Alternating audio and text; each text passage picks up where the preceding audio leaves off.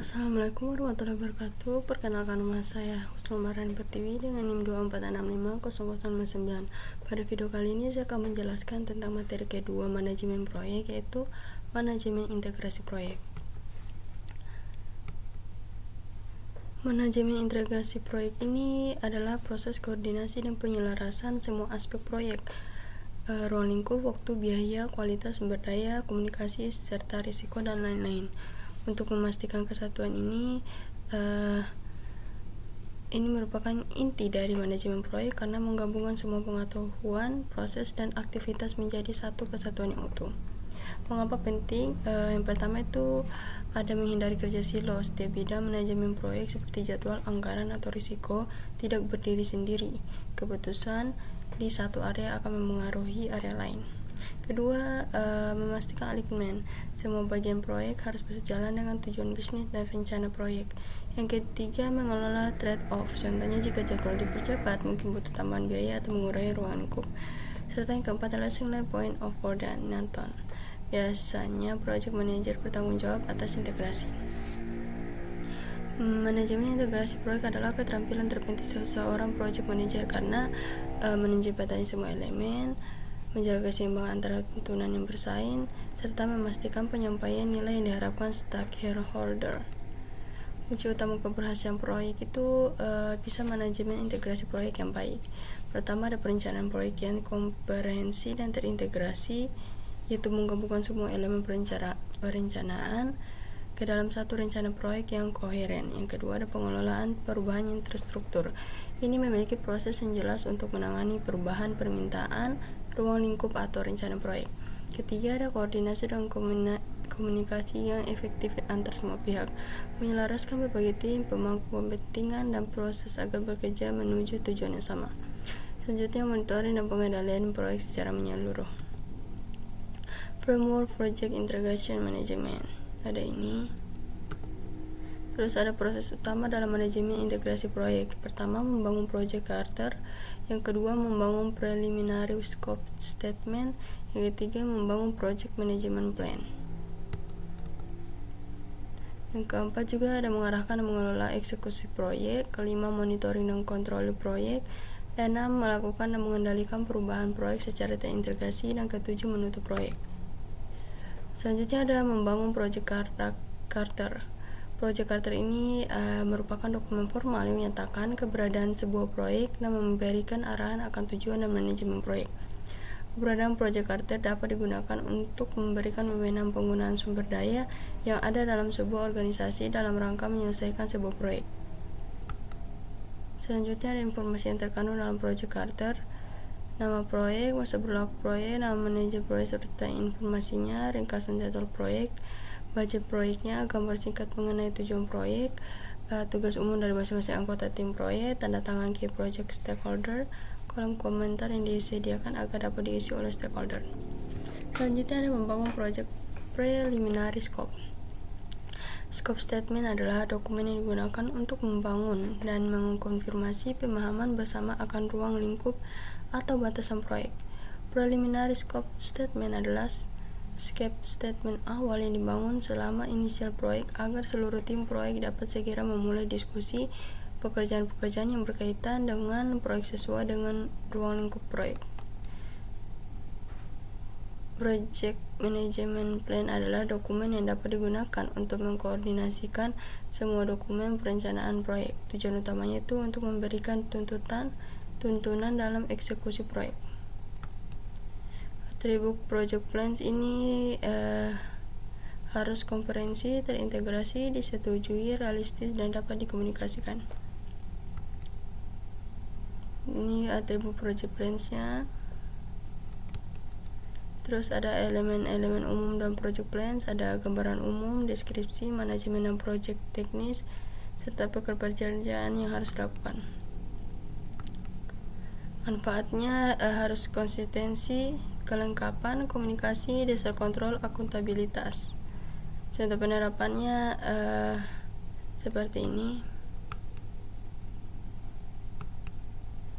Stakeholder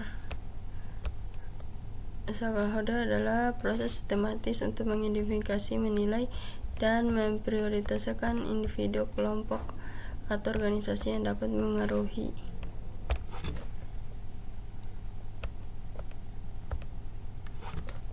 Tujuannya mengidentifikasikan semua pihak yang berkepentingan dalam proyek, memahami persepsi, kepentingan, dan pengaruh masing-masing stakeholder, dan seterusnya. Selanjutnya ada manfaat stakeholder analysis. Pertama, meningkatkan kesuksesan proyek, habis itu mengurangi risiko konflik, mengoptimalkan alokasi sumber daya. Ini ada proses stakeholdernya. Pertama, yang pertama identifikasi stakeholder, kedua analisis dan pemetaan stakeholder, yang ketiga adalah penilaian dan prioritisasi, dan yang keempat pengembangan strategi keterlibatan. Eksekusi proyek adalah tahap melaksanakan pekerjaan yang telah digambarkan dalam project plan. Kepemimpinan dalam proyek itu adalah kemampuan untuk menginspirasi, mengaruhi, memandu, dan memberdayakan individu serta tim untuk mencapai suatu tujuan proyek.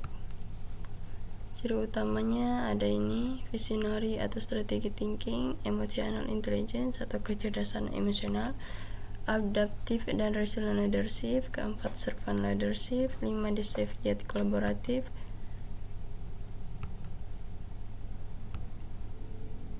keterampilan penting dalam eksekusi proyek ada kepemimpinannya, komunikasi efektif, manajemen konflik, kecerdasan emosional, keterampilan influencing. Selanjutnya ada tools teknik untuk eksekusi proyek. Pertama, work authorization system, metode yang digunakan untuk menjamin orang yang memiliki kualifikasi yang cukup. Yang kedua ada status review meetings, yaitu rapat rencana dan terjadwal yang digunakan untuk saling bertukar informasi mengenai proyek yang sedang berjalan. Yang ketiga, project management software. Terus ada termasuk dalamnya mengumpulkan, mengukur, dan menyebarkan informasi kinerja proyek. Termasuk di dalam tujuan utamanya ini untuk memperhitungkan faktor-faktor yang mengakibatkan perubahan dalam rangka menjamin bahwa perubahan akan membawa keuntungan. Ini ada kontrol perubahan dalam proyek IT. Kontrol perubahan dalam proyek IT, pandangan lama tim proyek harus melakukan apa yang sudah direncanakan tepat waktu. Masalahnya, stakeholder jarang sekali menyetujui batasan proyek. Pandangan modern, manajemen proyek adalah proses komunikasi dan negosiasi yang konstan. Solusinya itu perubahan seringkali memberikan keuntungan dan tim proyek harus membuat rencana mengakomodasi perubahan tersebut. Sistem kontrol perubahan adalah kerangka kerja formal dan terkomunikasi yang digunakan untuk mengevaluasi, menyetujui, atau mengelola perubahan dalam proyek. Komponen utama sistem kontrol perubahan ada ini, lalu ada ini.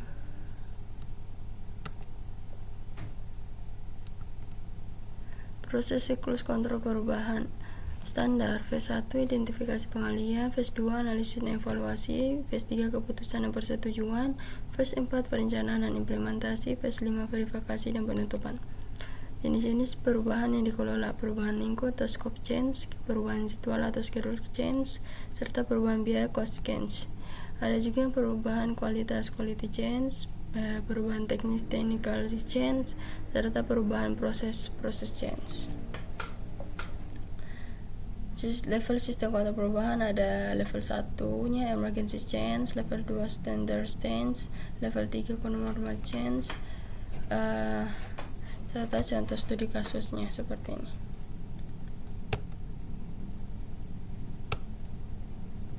Cara menjamin bahwa deskripsi dari produk yang dihasilkan sudah benar dan lengkap, serta berkonsentrasi pada manajemen teknologi dengan mengidentifikasi dan mengendalikan karakteristik produk berdasarkan fungsional dan desain fisik produk yang dimaksud. Saran-saran yang harus dilakukan dalam kontrol perubahan ada seperti ini. Hal yang harus dilakukan: mengakhiri semua aktivitas dan menyampaikan hasil kerja proyek, tuntas atau tidak, pada orang yang tepat. Outputnya ada prosedur administrasi penutupan, prosedur penutupan kontrak produk akhir. Sekian, terima kasih.